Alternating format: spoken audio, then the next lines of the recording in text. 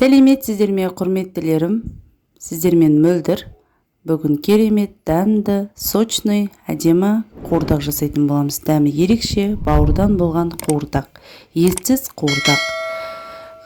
Құрметтілерім, бар жоғы бізге 2 пияз, жуа, яғни 500 грамм бауыр, 800 грамм картошка. Картоп керек болады. Қазір турап аламыз.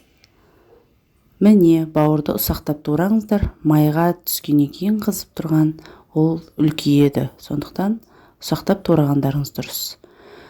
Май құйдық қызып тұрған қазанымызға. Пияз салып, осылай араластырып, пиязымызды кішкене сарғайғанша осылай қуырып аласыздар.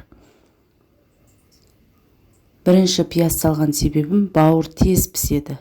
Сондықтан бауыр көп қуырылып кетсе, ол қатып қалады.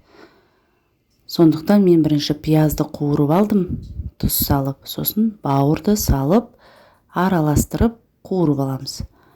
Қарап тұрсаңыздар, міне, уже араластырып жатқан кезде бауырдың өзі пісуге дайындалып жатыр. Міне, пісті бауырымыз. Картопты салып, осылай тұз сеуіп, бетін жауып қоямыз, қақпағын. Аздан соң ашып, араластырып,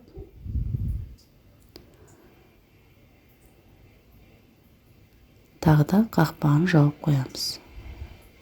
Тағы да тұз салып, су құйып, тағы да жауып қоямыз. Тұзды көп салған себебім картоп тұзды талап етеді. Міне дайын пісті картопымыз. Енді асымыз дайын, ыдысымызға салып, ұсынамыз. Отбасыларыңызға осылай картоп пен бауырды қуырып берсеңіздер, өте дәмді қуырдақ жейсіздер. Міне, дәмі тіл үйіреді. Ас болсын, жасап көріңіздер. Алдағы уақытта каналымда рецепттер көп шығады. Маған тіркеліп кетіңіздер.